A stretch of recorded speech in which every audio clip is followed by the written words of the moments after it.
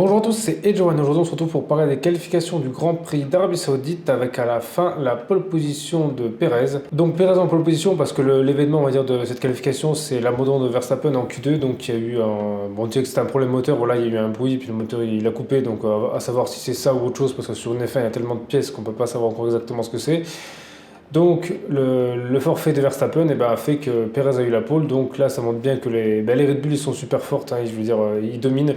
Et je pense que c'est pire que l'année dernière parce que c'est vrai que l'année dernière, Perez, il a déjà gagné quelques courses, mais il n'était pas tout le temps au niveau là. Et là, il a été en pole position, mais large. Je veux dire, il n'a même pas eu besoin de forcer. Donc ça montre bien que la Red Bull elle est supérieure parce que si encore, on va dire, c'était une qualification où il était premier, mais on va dire, je sais pas, un dixième, ok. Là, il a mis beaucoup plus et c'était vraiment facile. Il n'y a personne qui a pu aller le chercher. Ensuite, en deuxième place, c'est Leclerc, mais vu qu'il a une pénalité de 10 places, il partira 12e. Donc, c'est quand même lui qui a fait le meilleur tour des autres. C'est vrai que Leclerc, honnêtement, il a fait un super tour.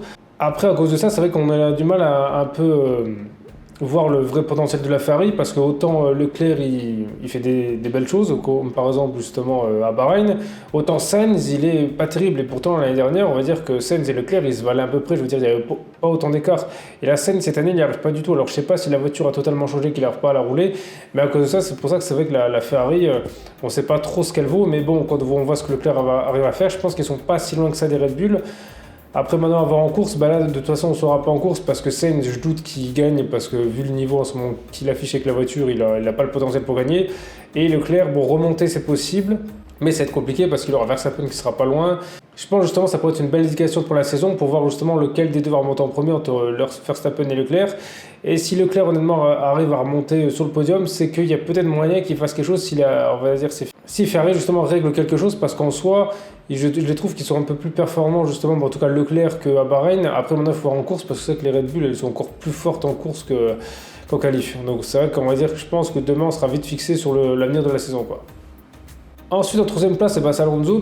Alors je ne m'attendais pas tant que ça parce que c'est vrai quand on a regardé la Q1 et la Q2, c'est vrai qu'Alonso n'était pas si exceptionnel que ça, mais là c'est vrai qu'il a fait un super tour. Alors même Stroll, voilà, son équipier aurait pu faire mieux, mais bon il s'est loupé dans le dernier secteur.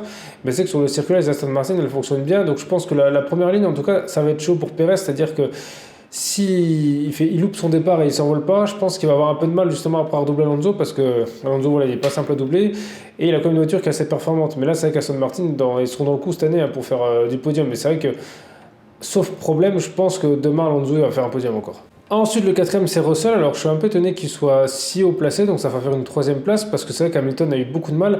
Là aussi, c'est vrai que c'est un peu comme chez Ferrari, la Mercedes, voilà, on sait pas trop. Bon, de toute façon, cette année, Mercedes, vu la dernière course qu'ils ont fait, même vu là, je pense pas qu'ils vont pouvoir gagner cette saison. Alors, moins peut-être en fin de saison comme l'année dernière, mais là, je pense que c'est mort. Je pense que Mercedes, voilà, ça va être l'équipe qui. S'il y a un problème devant, ils vont pouvoir peut-être profiter des podiums, mais je suis même pas sûr parce qu'il y aura Aston Martin que l'année dernière n'y avait pas. Donc cette année, honnêtement, Mercedes, ça ne m'étonnerait même pas qu'il fasse une saison sans podium.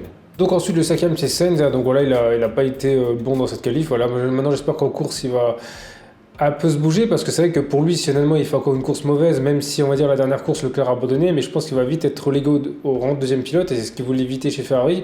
Mais c'est vrai que Leclerc a pour moi repris l'ascendant psychologique, en tout cas dans le résultat. Ensuite, le sixième, c'est Stroll. Alors, comme je le disais, je pense qu'il aurait pu faire beaucoup mieux parce qu'il était même en avance sur Perez dans le premier secteur, mais il a fait une erreur dans le dernier qui lui a coûté justement une belle place. Alors, il était même parti pour faire mieux qu'Alonso. Donc, c'est vrai que Stroll, il y a moyen justement qu'il remonte et ça montre bien que la Aston Martin est super forte parce que je pense que le niveau entre Stroll et Alonso ne doit pas être si énorme que ça. Donc, peut-être qu'on peut compter sur lui justement pendant la course. Ça va être intéressant de voir. En plus, il a enlevé ses bandages, donc déjà physiquement, il doit aller mieux. Ensuite, le septième, ça a été Ocon. Alors, je suis un peu étonné justement qu'il finisse septième parce que c'est vrai que. En soi, ils étaient pas trop bons en Q1, c'est vrai que ça a été limite, mais après ils se sont réveillés, peut-être justement c'était une stratégie qu'ils ont failli sur une frayeur, mais en soi la voiture elle est quand même pas si mauvaise. De toute façon voilà, les Alpines c'est toujours à la place là, j'espère pour lui, en tout cas Ocon qui va faire une meilleure course, en tout cas qu'il aura moins de problèmes que la course dernière, parce que là avec toutes les pénalités qu'il a pris, et comme ça on va pouvoir un peu voir ce qu'il va, même si je pense que derrière il va pas résister à Hamilton, et qu'il va certainement finir entre la 8e et la 10e place, quoi. Donc ensuite en 8ème c'est Hamilton, alors c'est vrai que ça fait quand même loin un 8ème maintenant pour Hamilton, surtout qu'on voit Russell qui a fait beaucoup mieux, je sais pas ce qu'il lui a pris, peut-être c'est une course qu'il aime pas trop, voilà, je sais pas, peut-être des fois il a fait une erreur, mais voilà on verra en course, ou alors c'est la motivation, mais c'est un peu dommage honnêtement qu'il soit si loin, parce qu'à Bahreïn justement on va dire qu'il était pas trop mal en vrai, il était meilleur que Russell, et là, voilà, il s'effondre. Donc voilà, on verra, je pense, en course ce que ça donne. Ensuite, le 9e, c'était Piastri. Alors là aussi, j'ai été un peu donné qu'il soit 9e parce que c'est vrai, quand on a vu la dernière course, honnêtement, McLaren, ils étaient complètement largués. Et là, c'est bien pour eux qu'ils reviennent. Donc je pense qu'il y a peut-être des circuits qui leur réussissent mieux d'autres. Voilà, c'est bien que Piastri, en plus, il fasse un bon temps. Alors Norris, il s'est éliminé tout seul parce qu'en soi, il a tapé en Q1 le mur. Voilà, il a tapé une épingle sur la gauche, il a tapé le mur et puis ils ont dû réparer la voiture et c'était trop tard. Donc là, ça montre que la McLaren n'a quand même été pas si mauvaise qu'ils arrivent à la mettre en Q3. Quand on voit ce qu'ils ont fait la course dernière, là, honnêtement, c'est quand même positif pour eux. Et il y a moyen qu'ils rejouent dans les points, à mon avis, pour les prochaines courses. Et le deuxième, c'est Gasly. Alors voilà, pour Gasly aussi, c'est bien parce qu'en soi, la dernière course il était dernier, je crois, il partait ou pas loin.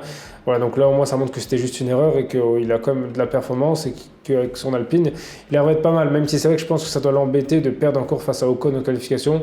Donc demain, la course, honnêtement, si Perez s'envole et qu'il n'y a pas de voiture de sécurité, je pense qu'il gagne. Voilà, à mon avis, ce qui pourrait faire que Verstappen gagne, ce serait une voiture de sécurité ou qu'il perde un peu de temps à doubler.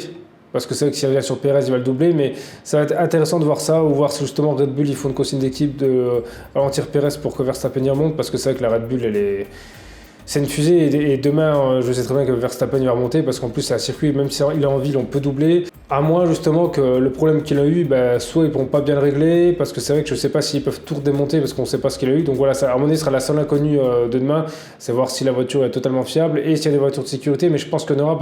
Parce que c'est quand même un circuit qui n'est pas simple et donc les erreurs ça va assez vite et ça ne m'étonnerait pas qu'il y en a un qui finisse dans le mur et qui mette une voiture de sécurité, quoi. Donc voilà, après vous justement, dites-moi dans les commentaires ce que vous avez pensé justement de la qualif, qui c'est que vous voyez gagner demain. Et sinon, merci à tous d'avoir regardé cette vidéo, c'était Edgeone, on se retrouve très vite pour une prochaine vidéo.